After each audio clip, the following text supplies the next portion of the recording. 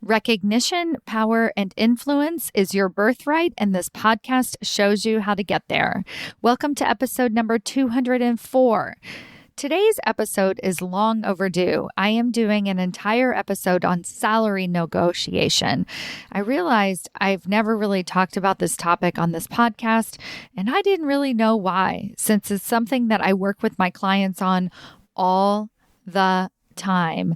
I have a lot of opinions, and I've had a lot of success with so many women to negotiate higher level salaries because let's face it, the gender pay gap is real. You know that it's real. You have seen evidence that it's real. You have experienced it, unfortunately, for yourself. And I want to change that. So today's episode is going to give you very specific tips and tools that you can begin to use right away to negotiate a higher salary. Let's get started. Welcome to Women Changing Leadership. I am your host, Stacy Mayer, and I teach you how to get promoted, get paid, and bring your whole self to the leadership table. I am on a mission to change organizations from the C-suite out because women are the new face of leadership, and we are doing it on our terms. Hello, corporate badasses. Welcome to another episode of Women Changing Leadership. I am your host, Stacy Mayer. Super excited, as always, to be here with you again this week. So at the beginning of today's episode, I'm going to draw an oracle card from my Goddess Oracle deck, and that is the sponsor for today's episode. I just drew Lakshmi, bright future. Stop worrying. Everything is going to be fine. Oh, I love that. The goddess Lakshmi comes up a lot if you take yoga classes on the regular. She's talked about a lot in yoga, and I'm very familiar with her as a goddess. And I really like this idea that she's speaking to our bright future and to stop worrying because everything is going to be fine. And I encourage you as the listener to integrate this card into your week. And at times when you feel yourself to be extra anxious, worried, perhaps you can remind yourself that you do have a bright future. And as I was actually just talking to the women inside of the leadership table, my 6-month executive coaching mastermind group, yesterday, I was talking about your future has already happened. And that your future dreams and everything that you want in your 3X vision is absolutely inevitable. And if you believe that to be true, how would you act today? So if you believed that you had a bright future, how would you, and that was just a guarantee, like it was like not a possibility to go any other direction. How would you perform today? What would you do today differently?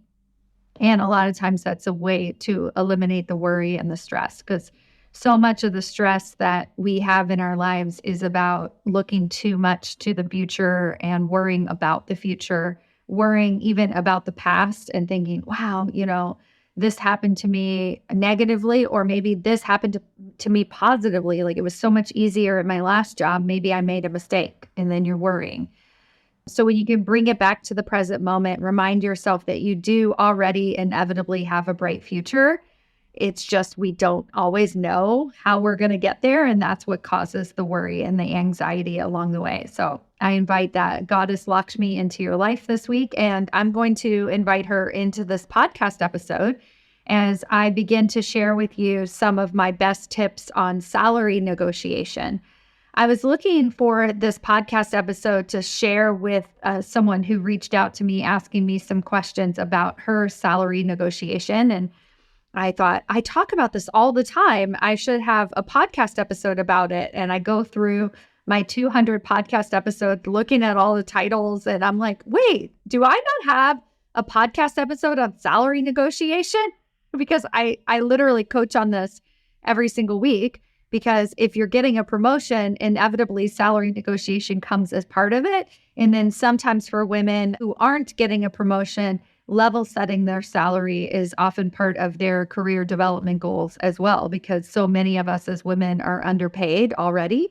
As we know, the statistics don't lie. I didn't know why I didn't have an episode on salary negotiation, so now I do. So now I have something that I can send out to folks when they ask me about the best tips and tricks to be able to do that. I also have another selfish reason for today's episode, and it comes from the fact that most of the women, and it's possible that you as the listener, if you've never worked with me before, you don't actually realize this, but pretty much all the women that I work with in coaching pay for the coaching out of their own pocket. And I think that for a lot of you, it's a limiting belief that your company should pay for your coaching, because you see some of the senior executive leaders who are men that have coaches and the company pays for it. Or perhaps you've had your company sponsor development programs, or maybe they've even hired a coach for you, right? Like they pay for coaching. Yet you get that coach and you're like, I'm not really aligned with this person. They seem like they're just trying to make me a better manager. It's not really helping my career progression. How do I get a coach like that? And then you're waiting for your company to support you, so then you don't invest in coaching on your own. And this is a really big mindset shift for a lot of women, that not only is it possible to invest in coaching on your own, but it's possible to recoup the benefits like 3 times of the investment to coach with somebody on your own. And hopefully that somebody is me. And if it's not me, I encourage you to invest in your own professional development. This is a huge part of owning your own career path. So whoever that person, your person might be, I encourage you to do that. And then I also encourage you to make that money back 10 times. Sometimes for a lot of my clients, it's quite literally, they make it back in salary adjustments and pay raises like all the time. You'll see a lot of my celebration posts on LinkedIn and Instagram talking about a $60,000 pay increase, or a $50,000 sign-on bonus, or somebody doubling their salary in less than 2 years. You'll see those types of wins on, when I celebrate publicly. And it's true. Because when you start to do this coaching, and I'm going to give you some very specific tips on negotiating your salary today, you are able to make more money. And so it's kind of like having a magic ATM machine where you come, you put some money, you put your card in to invest with me. You're like, hey, here's some money into this ATM machine, but I'm going to pull out double. I'm going to be able to take out double my investment. So think of it when you're contemplating investing in your own development as that. And we are in charge of that success. And we are in charge of how much money we're able to take out of the ATM machine. And that kind of segues into today's episode. So when you hear me talk about promotion pathways, it's very important for you to realize it's not that I definitely promote going outside of your current organization. I coach a lot of women, 50% of the women that I work with, to get a promotion directly. So like you're climbing the corporate ladder, you get a promotion directly as a result of your efforts to, and it's straight up, right? You're a senior director, you become a vice president of your group, right?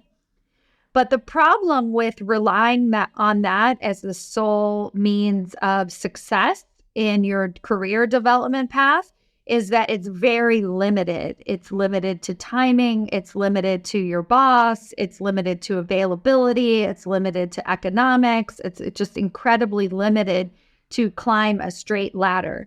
And for a lot of women that I work with too, the part of what they're trying to do is break outside of this limiting box, right? They don't want to be a victim to their company and their layoffs. And so I teach a philosophy called always be interviewing.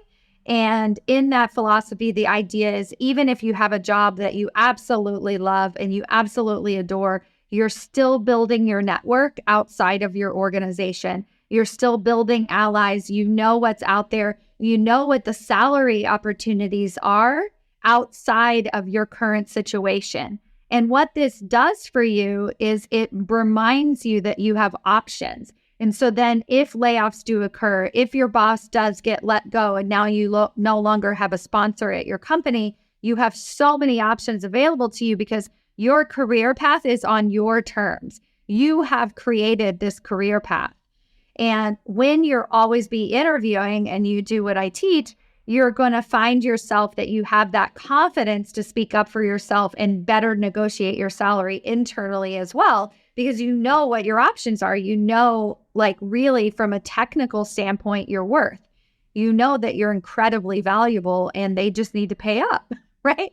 So that's the first tip towards salary negotiation is always be negotiating, right? Always know your value. Always know what other options are out there. Know what sign-on bonuses are like. Know what other people are getting paid, right? Have very open conversations with people that you trust about their salaries and what's out there. Do your research. Go to salary.com. Understand the value that you have and what you bring to the organization and how it ties into the market. Now, from a managing your emotions standpoint, it's also important to realize that even if you get paid really well at your current organization, and I see a lot of women that this becomes a problem, it's kind of like the golden handcuffs. So they assume that their company pays really, really well. I work in Silicon Valley and a lot of organizations pay, like I just talked to somebody who was making like almost $1 million a year. $1 million a year. I mean, let me just throw that out there as an option, right? Can you imagine you're making $1 million a year? You're never going to want to leave that company, right? Like it totally is the golden handcuffs. And so it's really important that even if you feel like you have a salary cap at your company and it's going to be really difficult to match that somewhere else, again, find that out for yourself. Is that really true? And under the right circumstances and the right title, could you make a move to another organization and actually get paid more money? So do your research, understand the market, and just like always know what's happening around you. So let's say that you feel like you are underpaid at your current organization and you would like to negotiate your salary. I have a very popular Instagram post. I can't say that any of my posts have ever gone viral, but this is the closest thing to having gone viral. It has the most downloads. And I give a really specific tip to level setting your salary. And it is exactly what I just said. Use the language of level setting your salary versus I would like to get paid more.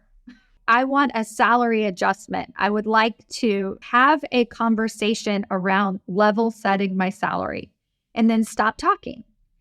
The other magical thing about this particular Instagram reel is I had a woman write me back after seeing that reel, going to her human resources department, asking to have a conversation about level setting her salary, them saying, sounds good, them doing an investigation and her getting paid $20,000 more from that single post. That's it. Have a conversation about level setting your salary. Even if you don't know 100% for sure, but you just have an inkling that maybe some of your peers or even your direct reports get paid more than you. This happens all the time for the women who I work with, that they have direct reports who they know for a fact get paid more than them because they hired them. Whatever it might be for you, you have the right to have a level setting conversation. So approach it from that direction. Say, hey, would it be possible for us to have a conversation about level setting my salary? And then stop talking. Because what you want to know is if your organization is open to negotiating. Is your organization open to having a conversation about equal rights, right? Are they open to it? Because a lot of times they're not. Oh, well, what do you mean? Oh, I don't know. Let me look into it. A lot of times they're going to dodge the question. And then sometimes you're going to get the right person who's like, you know what? Hell yeah, let's have a conversation about it. So that's the first step is like, if you haven't already done that, just try it, do it. have a conversation with somebody at your organization, somebody who's an actual decision maker about level setting your salary. Now, the rest of the episode, I'm going to be talking about hardcore salary negotiations. These are tips of like, if you're in the salary negotiation process, right? If you're really like, let's say you're getting a new job, let's say you're getting a promotion, let's say that you are working in a role where you are underpaid for your current situation, and they say, yes, we can have a conversation about level setting your salary. Let's talk about your business case. So in that second conversation, which is now we're actually negotiating the salary, here are my best tips about that. The first thing that I want you to know is that a negotiation is expected. The first thing I want you to know is that a negotiation is expected. What is a negotiation? Somebody presents an offer, you present a counter offer, and then they come up with a final number, right? That's a negotiation, back and forth. Kind of like buying a house. It's kind of like going to Tijuana, Mexico and paying full price or negotiating. It's expected that you negotiate, right? That's the environment that is set up. So when you are getting a new job, when you are getting a promotion, and when you have permission to have a conversation around level setting your salary, it is open to negotiation. I want to give a caveat on that third piece is that a lot of us haven't been given permission to have a conversation about level setting our salary, like outside of the promotion or new job realm. And we're trying to negotiate and we're getting pissed off because they're telling us no. But there's no incentive to our organization to just start randomly paying us more. Like, let's say you take a job without a salary increase because you didn't negotiate. And now you regret it because 3 years later, you're still doing that same job and you've had measly salary increases over the years and you're totally annoyed and this is awful and now you want to quit. There is no reason that they need to just pay you more money because you think you deserve more money and maybe you screwed up by not negotiating when the promotion actually happened. So you have to get permission first from them before you start negotiating. If you start negotiating without permission, you're going to come off as annoying. You're going to annoy yourself. You're going to start feeling like mad that they're not listening to you. So again, get permission first. But once you have permission, negotiation is expected. So if negotiation is expected and you don't negotiate, you do not appear qualified to be a senior executive leader. A lot of what you'll hear me talk about is not that you're not worthy of a promotion, but that you just aren't seen as an executive leader. And so it's not that you're not worthy of a higher salary. It's just that you're not accepting the fact that negotiation is inevitable. So part of being an executive leader is being street smart, being savvy, understanding the ins and outs of executive leadership. And if you're just like, oh, thank you so much. Thank you so much for this opportunity. And you're afraid to negotiate because you're afraid you'll screw it up. You're actually screwing it up. You're getting off on the wrong foot because you didn't say anything.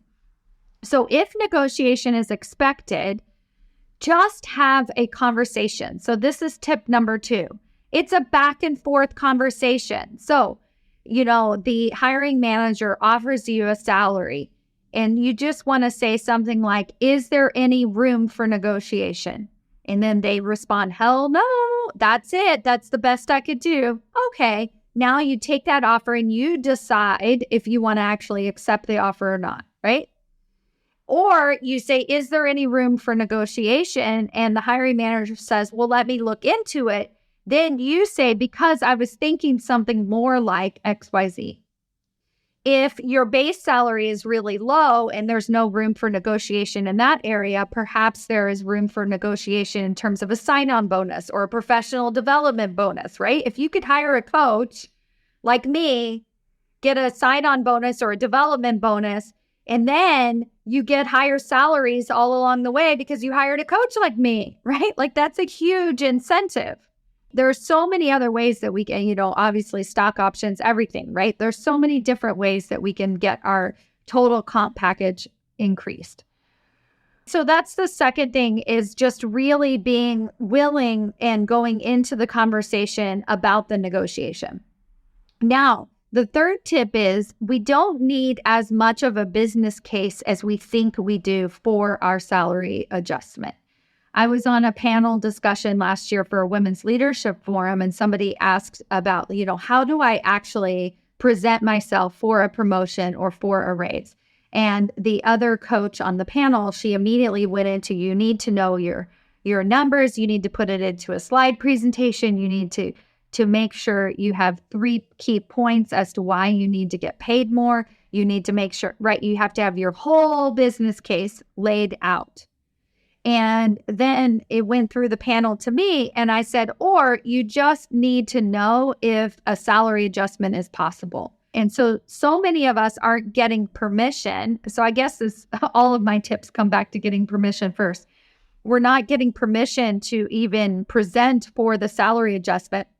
And then we're doing all this back end work to show why we're ready for a promotion or why we're ready for a salary increase. We're doing all the back end work first, and then we present it and they're like, we don't have a budget for it. So make sure that you have permission first. But then when you do your presentation, make sure you're presenting on the right qualities. So a great example of right qualities is if it is an internal without a promotion salary increase, like let's say it's a level set, what you want to do is you want to be able to showcase to them in this presentation, in this business case, the most important thing is, this is the job that I have, this is the job that I was hired for, and this is the job I'm actually doing. So you can show them the gap between your title and then your pay, because most companies will associate pay and title, they'll put them together, right? And so what you have to do is you have to show them, even though I don't have the higher title, I didn't actually get the promotion, I am doing the work of a vice president or a senior vice president, and here's all the reasons why. So if you put nothing else in your business case for a raise, make sure you're highlighting those skills. Same when you're negotiating for a new position. So when you're negotiating for a new position, it's usually a lot simpler. So either the company has budget or they don't. They'll tell you. So you want to ask if it's negotiable. You also want to make sure that you go higher than you think. And I think a lot of women are, one, they're so grateful to have the opportunity. They don't want to mess it up. And then 2, they don't realize that negotiation is inevitable. So they think they're going to piss somebody off. But when you ask in this more curious, questioning state, when you just say, hey, is salary negotiation possible? Then you can present these higher numbers, because then they're going to be like, hell no, that's not possible. And then you can sort of meet them somewhere in the middle. And usually that somewhere in the middle is much closer to what you actually wanted in the first place. Like, let's say if they give you an offer and you go $50,000 higher, and they're like, oh my gosh, no, that's not even what we pay our SVPs. Then you can drop it all the way down to just, 20,000 higher than the original offer, and they might be more likely to say yes to it. So often the reason that we get paid less over time as women is because we didn't negotiate our salaries in the beginning. I have a couple of examples of things that worked for some of my clients. Let me just read to you one of them, one of the notes that was sent to me after a successful salary negotiation. It says, just in case you need real numbers for your actual raise promotion question, I'll share my actual numbers. Promotion to senior director with a $35,000 increase after negotiations. Like, we have to stop expecting them to just give us an additional $35,000 for fun, right? So after negotiations. 7 months prior, I received a $38,000 raise for advocating for myself and requesting a compensation review. Again, so prior to her promotion, even if she knew a promotion was happening, what she did is she negotiated a salary increase, a level setting of her salary before that promotion happened, which got her up by an additional $38,000. So then when she was actually promoted to senior director, it went up by another $35,000. So that's a $76,000 increase in less than a year. So many of you are waiting to even have the level setting conversation because you think that it has to be tied to an actual promotion, when in fact, that's often not the case. If you can get your salary increase now, then when you're able to get that actual promotion, you have so much more leverage, right? It doesn't negate, it doesn't keep you from getting promoted the second time. It doesn't keep you from making more money when you do get that salary increase. So that's a great example. Another example is if you are wanting to increase your sign-on bonus, but you're leaving behind stock options, you can use that as leverage to be able to then say to somebody, hey, so would you have any wiggle room on the sign-on bonus? Because essentially by taking this role, I'm saying no to $50,000 over here. And so sometimes they can match that. And I actually had a client who that in fact was happening to her. If she left before March, then she was basically saying no to $50,000. And so her new company gave her a $50,000 sign-on bonus, right, to match that because they really wanted her. Now, I want to also give you a caveat. If you are interviewing in the way that I teach using my executive level interviewing process, then you are more likely to automatically get a higher salary because you are interviewing in an ideas-based way versus hours that you put in. So hourly workers tend to get paid less than people who get paid for their ideas. Now, obviously, all of you listening are salary workers. You don't get paid by the hour. But the way that you interview, the way that you're acting is that you get paid by the hour. You get paid by your deliverables. You have an outcome that you have to produce, and then that equals your pay. When you get paid in that way and not for your ideas, then you'll always get paid less money. And so when you interview from this ideas-based approach using curiosity and belonging and the way that I teach where you interview peer-to-peer, even if it's a senior director level position, you are more valuable to the organization. So people who get paid more money are perceived, the perception is that they're more valuable. Now, that's BS, right? Like nobody who gets paid more money is actually more valuable than somebody who gets paid less money.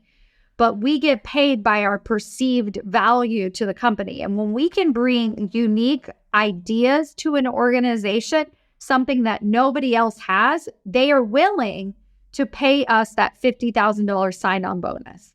When we are one of 20 other people who could do that job, then they are less willing to negotiate a higher salary for us. All right. So that's another piece of the puzzle, really making sure that you're going through the interview process correctly. Now, the last thing I want to leave you with is what if they tell you no? So what do you do then? And one thing that I want you to always remember is you have choices. And if you are saying, oh, well, then I'm not going to take it, I'm going to walk away, I don't want this, it is basically telling the universe, like what I'm referring to is like that negative, like, screw that. They're not paying me enough. Or like, I'm out of here. I'm out of this job. They don't care about me. It has this negative tone to it. And, rightfully so. Maybe they don't care about you. Like, whatever, you should leave. I'm not saying you shouldn't. But when you leave because of like, screw them, or how can they offer me such a low salary, or they don't even care about me, or I don't want to work here. What you're doing is you're telling the universe that things don't work out for you. You're saying out loud like, hey, I don't have a bright future. People don't get me. And so you're creating more of that angst and anxiety around that. When you are very clear of your worth, when you understand your value, when you go back to that company and you say, I cannot accept this role at this salary, but I am still very interested in this organization. Do you have another role or opportunity for me that is more aligned with my expectations? When you do something like that, you are more likely to continue creating more abundant opportunities for yourself. So that's just a little bit of a reminder. How we say no, how we choose between one job over the other is really important in what we're going to continue creating all along the way with our salary adjustments going forward. So I'm not saying you shouldn't leave that organization if they keep telling you no, they won't pay you for your job. Like, yeah, you should leave, but do it on your terms because you know your value, because you know the impact that you want to be making, because you're clear on how you want to be a leader and a role model to so many other people about what's possible, because you deserve the money. You are amazing. You are a corporate badass. You do. This is not even a question whether or not you deserve to have more money. Of course you do. Whether or not you deserve to have equal pay, right? Of course you do. Are you worthy of that $76,000 pay increase? Of course you are. You don't even have to pay it back. You are worthy of more money. Of course you are. And you just have to stay in that place of empowerment and of making empowered decisions. And this is why people coach with me and sign up for the leadership table every 6 months, again and again and again. They renew their contract because we all need that reminder, right? It's so easy to dip into that negative space of, nobody cares about me. People don't appreciate me. This company is terrible. I'm out of here. So easy to kind of dip into that place, when in reality, we are capable of so much more expansion, and we have that bright future. It's inevitable. It's already happening for us. We just have to kind of lean in and continue to make that happen. All right. Thank you all so much for listening. I hope you go out there, make more money so that you can come and work with me as your executive coach. I would absolutely love to see that. And otherwise, I'll see you next week. Thanks so much for listening. Bye.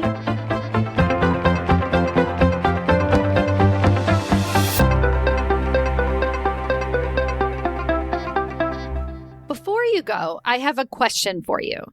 Do you know how close you are to your next promotion? Really? Not what your boss has told you, not what you even believe to be true, but have you actually taken the time to sit down, take an assessment, review the 5 categories that it takes to get promoted into senior executive leadership positions, and decided where you fall in each category, and given yourself a ranking on a scale of 1 to 10 of how close you are to getting your next promotion? Have you done this?